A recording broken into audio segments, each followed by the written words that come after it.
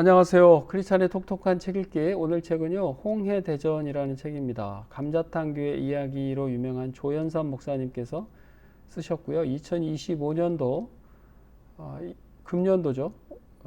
연초에 이집트 주요 성경에 나오는 지역들을 방문하시면서 이 출애굽기에 있는 내용들을, 그 성경 내용을 아주 깊이 있게 저희들에게 현장감 있게 전해주는, 사진도 많고 술술 읽힙니다.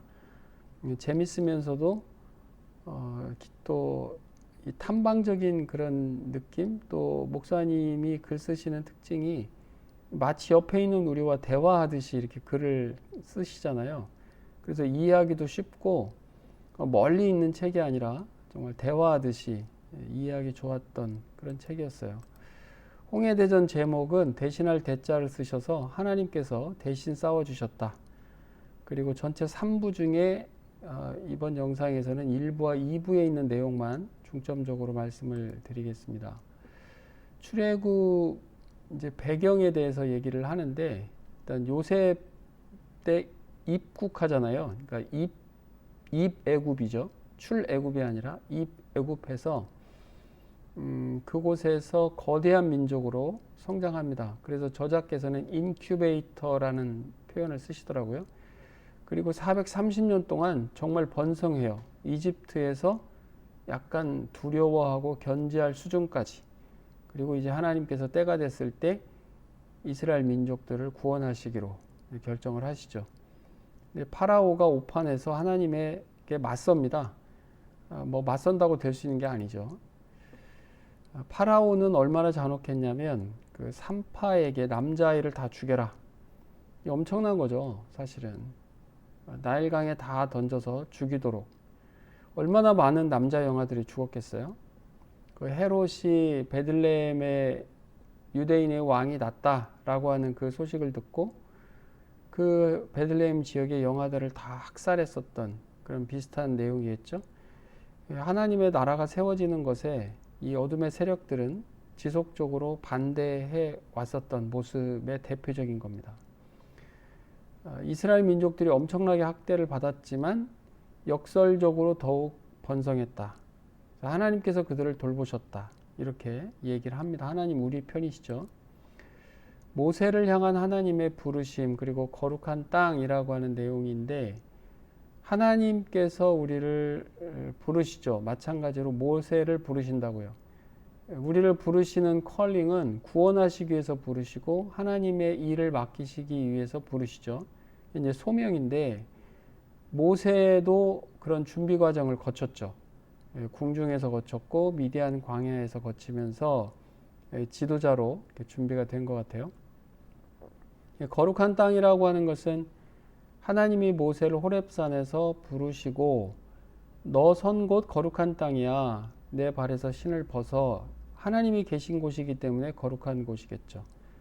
우리가 하나님의 임재한 곳에 우리가 있다라고 하는 것은 그곳이 거룩한 곳이고, 성령 하나님께서 우리와 함께 하시기 때문에 우리를 성전 삼아 주셨다라고 고린도전서에서도 말씀하시잖아요. 우리가 성도가 있는 곳이 즉 거룩한 곳이다. 우리 이렇게 확대해서 적용할 수 있을 것입니다. 과거가 문제였어요. 사실은 우리가 이제 지나온 삶이 있잖아요. 보면 뭐 죄의 흔적, 잔재, 트라우마, 이런 좋지 않은 부정적인 기억들, 이런 것들이 있는데 모세도 마찬가지였어요.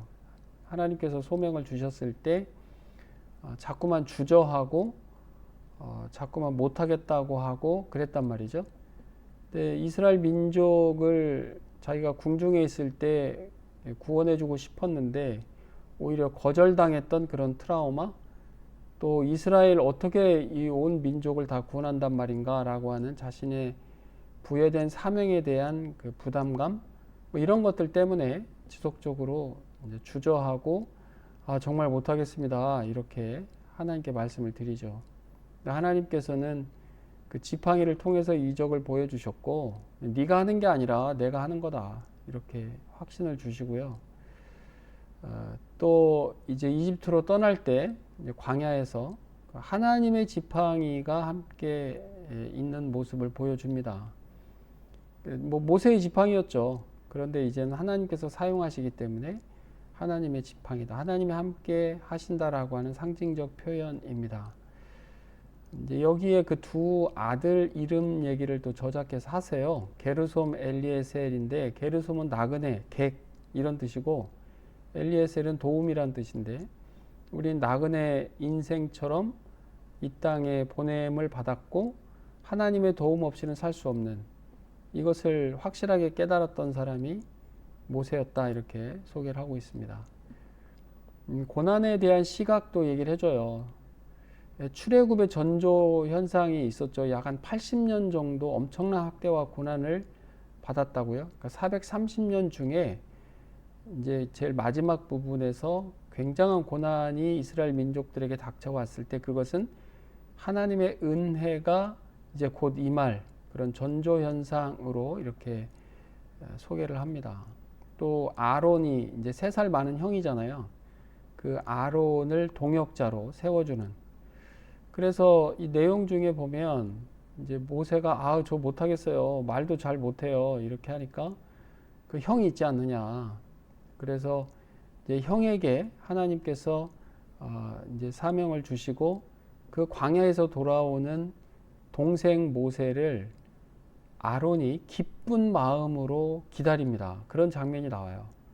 그러면서 이제 정말 기쁨으로 그 사역을 해내는 아름다운 사역의 예시겠죠. 출애굽하는 그날, 우리 기억하는 것처럼 이제 6월절로 기념할 수 있도록 했던 그날, 430년이 다 되는 그날, 하나님께서는 이스라엘 백성들을 이집트에서 끌어내십니다. 사실은 군대라고 말하기는 어렵죠. 다 뭐 노예 생활만 하던 분들인데 하나님께서는 하나님의 군대다, 이렇게 불러주셨습니다. 광야 생활 내내 인도해 주시고 또 보호해 주신 것을 구름 기둥과 불 기둥, 이걸 가지고 말씀을 하시는데, 구름 기둥과 불 기둥은 오늘날의 신호등이 달린 내비게이션, 그 역할을 해줬다.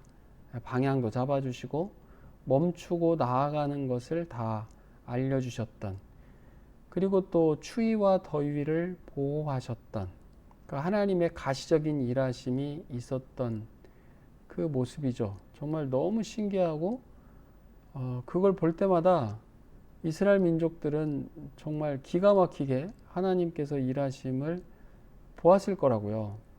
우리의 진정한 인도자 되시는 분, 지금 우리에게는 성경이고 성령이시죠.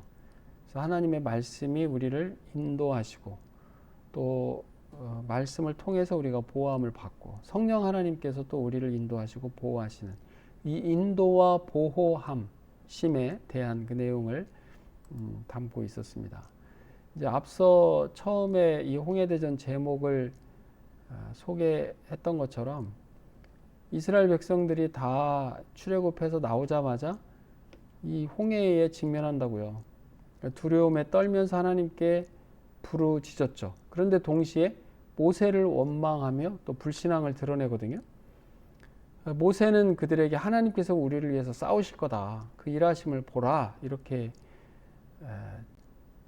이제 이스라엘 백성들에게 이야기를 하죠. 하나님께서는 이제 기도한 그 사람들에게 왜 가만히 있느냐, 믿고 전진해라, 지팡이를 잡은 손을 들고 바다 위에 내밀어 앞으로 나가라, 이렇게 얘기를 하죠. 그러니까 우리가 기도하고 우리가 행동할 바를 행동하도록 하나님께서 말씀하시는 것을 알 수 있습니다. 우리가 구하고 두드리고 찾으라라고 하는 그런 부분도 마찬가지겠죠.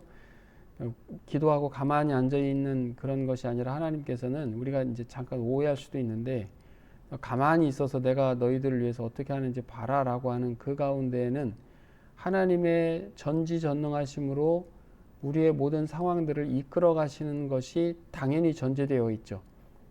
우리가 해야 할 일도 있다.